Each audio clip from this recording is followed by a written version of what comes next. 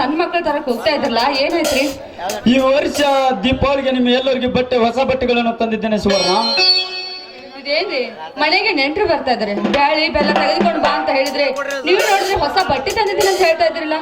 ಸುವರ್ಣ, ಮನೆಯಲ್ಲಿ ಬೆಲ್ಲ ಬೇಳೆ ಇಲ್ಲದಿದ್ದರೂ ಪರವಾಗಿಲ್ಲ, ಆದರೆ ಅಕ್ಕಪಕ್ಕದವರಿಗೆ ಹಳೆ ಬಟ್ಟೆ ಧರಿಸಿ ಹಬ್ಬ ಆಚರಿಸುವುದು ಸರಿ ಇಲ್ಲ ಎಂದು ತಿಳಿತು. ಅದಕ್ಕೆ ಬಟ್ಟೆಗಳನ್ನು ತಂದಿದ್ದೇನೆ.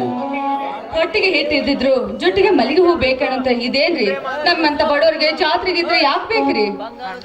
ಹೋಗ್ಲಿ ಬಿಡು ಸುವರ್ಣ, ನಿನಗೆ ಇಷ್ಟವಾದ ರೇಷ್ಮೆ ಸೀರೆ ತಂದಿದ್ದೇನೆ, ಹಾಗೂ ನಿನ್ನ ಮೈದನಿಗೆ ಜಗಿಸುವ ಸೇರ್ಟು ತಂದಿದ್ದೇನೆ. ನಿನ್ನ ತಮ್ಮ ಲಕ್ಷ್ಮಣ್ಗೂ ಒಂದು ಪ್ಯಾಂಟ್ ಒಂದು ಸೇರ್ಟು ತಂದಿದ್ದೇನೆ, ತೆಗೆದುಕೋ. ಈಗ ಸಂತೋಷವಾಯ್ತೆ ನಿನ್ನ ಮನೆಗೆ? ಯಾಕೆ ಸುವರ್ಣ ನಿನ್ನ ಕಣ್ಣಲ್ಲಿ ನೀರು?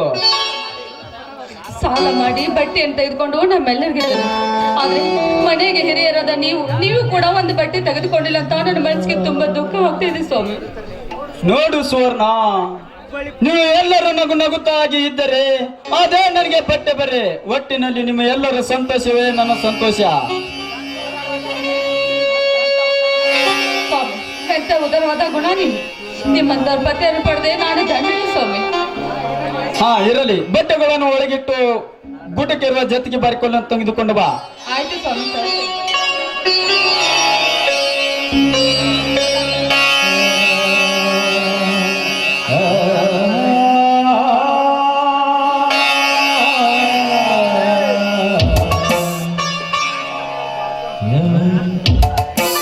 ಸ್ವಾಮಿ ತೆಗೆದುಕೊಳ್ಳಿ.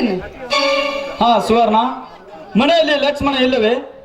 ಇಲ್ಲ ರೀ, ಒಳಗಡೆ ಮಲ್ಕೊಂಡಿದ್ದಾನೆ. ಏನೋ ಸ್ವಲ್ಪ ತೆಲ್ನೋವು ಅಂತ ಹೇಳ್ತಾ ಇದ್ದ. ನಮ್ಮ ಹಡಪದ ಸಾಹೇಬ್ರ ಕಡೆ ಹೋಗಿ ತೋರಿಸಿಕೊಂಡು ಬರಲು ಹೇಳು. ನೋಡ್ರಿ, ಕೈಯಲ್ಲಿ ತೋರಿಸ್ಕೊಂಡ್ ಬರಲು ಕಾಸಿಲ್ಲ ಅಂತ ಮನಸ್ಸಿಗೆ ಬೇಜಾರು ಮಾಡ್ಕೊಂಡು ಒಳಗಡೆ ಮಲ್ಕೊಂಡಿದ್ದಾನೆ. ಹಣ ಇದ್ದರೆ ಅಷ್ಟೇ ಬನ್ನಿ, ದುಡ್ಡು ಇಲ್ಲದಿದ್ರೆ ಬರಬೇಡೆಂದು ಯಾವ ಕಾಲಕ್ಕೂ ಕಟ್ಟುವಾಗಿ ನುಡಿದವರಲ್ಲ ನಮ್ಮ ಹಡಪದ ಸಾಹೇಬರು. ಚೆಕ್ ಮಾಡಿಸಿಕೊಂಡ ನಂತರ ಈಗ ದುಡ್ಡು ಇಲ್ಲ, ನಾಳೆ ತಂದು ಕೊಡುತ್ತೇನೆಂದರೆ ಹಸುಮುಖರವಾಗಿ ಸಂತೋಷದಿಂದ ನಾಳೆ ತಂದು ಕೊಡೆ ಎಂದು ಹೇಳುವ ವಿಶಾಲವಾದ ಮನಸ್ಸು ನಮ್ಮ ಹಡಪದ ಸಾಹೇಬರದು. ಬಡ ಜನರ ಸೇವೆ ತನ್ನ ಪ್ರಾಣ ಉಸಿರೆಂದು ತಿಳಿದು ಕರಕಿಗೆ ಕಂಕಣ ಕಟ್ಟಿ ವೀರ ಕೇಸರಿ ನಮ್ಮ ಹಡಪದ ಸಾಹೇಬರು. ಒಟ್ಟಿನಲ್ಲಿ ಆ ತಾಯಿ ದುರ್ಗಾದೇವಿಯವರನ್ನು ಚೆಂದಾಗಿಡಲಿ ಎಂದು ಕೇಳುತ್ತೇನೆ. ಸುವರ್ಣ, ನಾನು ಹೊಲಿಕೆ ಹೋಗಿ ಬರ್ತೇನೆ. ಆಯ್ತು, ಹೋಗಿ ಬನ್ನಿ.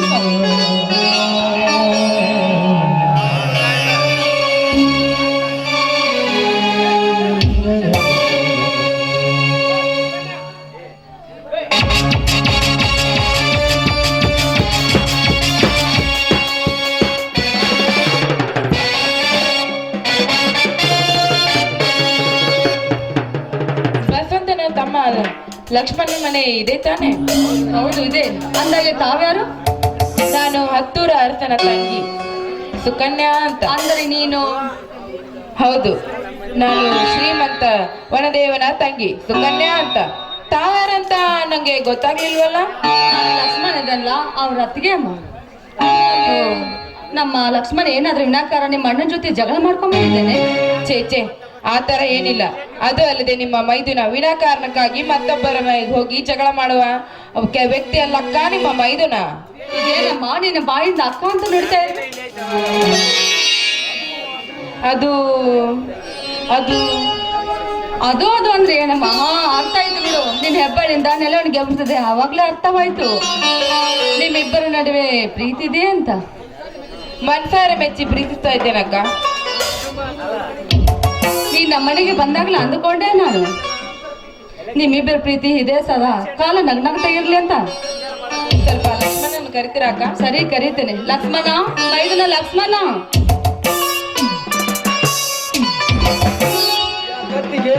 ನೋಡಪ್ಪ, ಇಲ್ಲಿ ಯಾರು ಬಂದಿದ್ದಾರೆ ಅಂತ.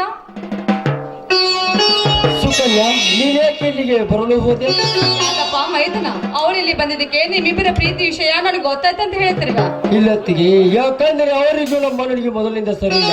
ಅಂತವರಲ್ಲಿ ನಮ್ಮ ಪ್ರೀತಿ ವಿಷಯ ಅನ್ನಾತಿಗೆರಾದ ನಿಮ್ಗೆ ಗೊತ್ತಾದರೆ ನಿಮ್ಮ ಮನಸ್ಸಿಗೆ ನೋವಾಗುತ್ತದೆ. ಈ ವಿಷಯ ನಿಮ್ಮಿಬ್ಬರಿಂದ ಬಚ್ಚಿಟ್ಟಿದ್ದೆ, ದಯವಿಟ್ಟು ನನ್ನನ್ನು ಕ್ಷಮಿಸುವತ್ತಿಗೆ.